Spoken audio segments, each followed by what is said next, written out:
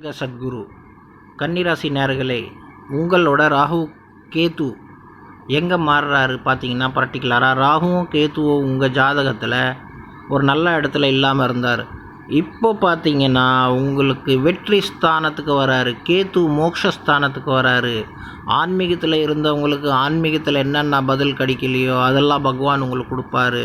உங்களை யாருன்னா குழப்பிட்டு இருந்தவங்க, உங்களை தொல்லை கொடுத்துட்டு இருந்தவங்க ஆன்மீக விஷயத்தில் அதுலேருந்தெல்லாம் உங்களை வெளியே கொண்டாடுவார். ஏன்னா கேது பகவான் 12ஆம் வீட்டில் வராரு.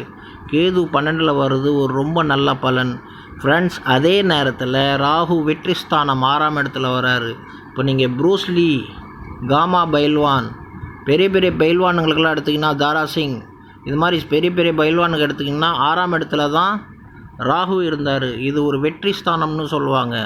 இந்த ஸ்தானத்தில் இருந்தால் உங்களுக்கு பல விஷயத்தில் வெற்றி கொடுப்பார். வாழ்க்கையில் என்னென்ன தோல்விகள் நீங்கள் சந்திச்சுட்டு இருந்தீங்களோ அதுலேருந்தெல்லாம் உங்களை வெற்றி கொடுப்பார். ஃப்ரெண்ட்ஸ், நாங்களும் கன்சல்ட் பண்ணுறோம். உங்களுக்கு எங்ககிட்ட கன்சல்ட் பண்ணணும்னு நினச்சிங்கன்னா எங்கள் ஃபோன் டிஸ்கிரிப்ஷனில் இருக்க ஒரு சிறந்த ஜோஷியர் அவன் தான் உங்களை பற்றி எல்லாமே சொல்லுவான். நீங்கள் சொல்ல வேண்டிய அவசியமே இல்லை. முன்னாடி உட்காந்தா போதும், இல்லை ஆன்லைனில் கூட பார்க்கலாம். ஸோ ஃப்ரெண்ட்ஸ், உங்களுக்கு ராகு நல்ல இடத்துல வர்றதுனால சகல நன்மைகளும் செய்வார். ராகு கிட்ட ஒரு ஸ்பெஷாலிட்டினா 6ஆம் இடத்துல தான் அவரோட பிடிச்ச வீடு. கும்பம்ன்றது அவருக்கு ரொம்ப மிகப்பெரிய பிடிச்ச வீடு. அந்த வீட்டில் வர்றதுனால கன்னிராசிக்காரங்களுக்கு சகல நன்மைகளும் நடக்கும். அவங்க எதிரிகள்லாம் பிச்சுட்டு ஓடுவாங்க அவங்கள பார்த்தா. அவங்களுக்கு இயற்கையாகவே பகவான் சரியான பலம் கொடுப்பாரு.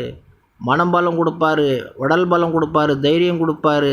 யார் அவங்கக்கிட்ட சதி பண்ணிகிட்டு இருந்தாங்களோ, ஏமாற்றம் கொடுத்துட்டு இருந்தாங்களோ, தொல்லை கொடுத்துட்டு இருந்தாங்களோ அதுலேருந்தெல்லாம் வெளியே வந்துடுவாங்க. எல்லா விஷயமும் அவங்களுக்கு புரியும். மேரேஜ் லைஃப் நல்லாயிருக்கும். மேரேஜில் எதுனா பிரச்சனைலாம் வந்துட்டு இருந்ததுன்னா, மிஸ் அண்டர்ஸ்டாண்டிங் வந்துட்டு இருந்ததுன்னா அந்த ப்ராப்ளம்ஸ்லேருந்து வெளியே கொண்டாடுவார், புரிய வைப்பார், நியாயத்தை சொல்ல வைப்பார். நீங்கள் கேட்குற நியாயம் இன்னும் யாரும் கேட்க மாட்டாங்க. இப்போ நீங்கள் பேசுனீங்கன்னா கேட்பாங்க. காரணம் என்னன்னா, பகவான் உங்கள் கூட இருக்கும் போது பாக்கியம் உங்கள் கூட இருக்கும். பாக்கியம் உங்கள் கூட இருந்தால் யார் உங்களை எதிர்க்க முடியுங்க? எல்லாரும் ஓடுவாங்க. பகவான் கூட இருப்பார், சத்குரு கூட இருப்பார். அப்புறம் உங்களுக்கு என்ன பயம்?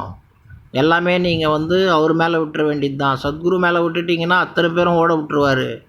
ஸோ என்ன சொல்ல வரேன்னா, பகவான் உங்கள் கூட இருக்கார் 6ஆம் இடத்துல வர்றதுனால. ஸோ கேத்துவும் ரொம்ப நல்ல இடத்துல இருக்கார். என்னென்ன ஆப்ஸ்டிகல்ஸ் இருந்ததோ லைஃப்பில் அத்தனையும் சரியாகும். உங்களோட ராசியில் கேது இருந்ததுனால சந்தேகத்தை கொடுப்பாரு. ஏன்னா சந்தேகத்தை கொடுக்குறவர் சந்திரனோட நிழல் தானங்க அவரோட நிழல் அங்கே இருக்கும்போது தேவையில்லாத சந்தேகங்கள், தேவையில்லாத மனக்குழப்பங்கள், தேவையில்லாமல் தானாகவே மனக்குழப்பங்களை உருவாக்கிறது, இது மாதிரி சில தேவையில்லாமல் சிந்தனைகளை முறையடிச்சிருவார். சிந்தனை ஃபில்டர் ஆகும். ஃபில்டர் ஆகிட்டு அந்த சிந்தனையை ஃபில்டராகி அதை ஒன்று ஒன்றா பொறுக்கி கரெக்டாக பேசுவீங்க. என்ன பேசணுமோ தேவையில்லாத விஷயத்தில் ஈடுபட மாட்டீங்க. சகல நன்மைகளும் நடக்கும். உங்களோட எதிரிகள் ஓடுவாங்க, உங்கள் நண்பர்கள் உங்கள் கூட சேருவார்கள். உங்களை வெறுத்துட்டு இருந்தவங்களாம் அவங்கள பார்த்தா லைக் பண்ணுவாங்க. எல்லா விதமான நன்மையும் இந்த ராகு கேது உங்களுக்கு கொடுக்க போகிறாரு. இந்த சித்திரை 18க்கு அப்புறம் சித்திரை 18th மாறுறாருங்க. ஃபஸ்ட் கிளாஸாக இருக்கும். 18 மாதம் இவர் ஒரு ராசியில் இருப்பார். 18 மாதம் சரியான இடத்துல இருக்கார். பகவான் உங்கள் கூட இருக்கார். நாகதேவை உங்கள் கூட இருக்குது. நாகம்மா உங்கள் கூட இருக்குது. நாகதேவதையை வழிபடுங்க, சந்திர பகவானை வழிபடுங்க, ஆஞ்சநேயரை வழிபடுங்க. சகல சௌபாகியமும் உங்களை தேடி வரும். ஓம் நம சத்குருவே நமஹ.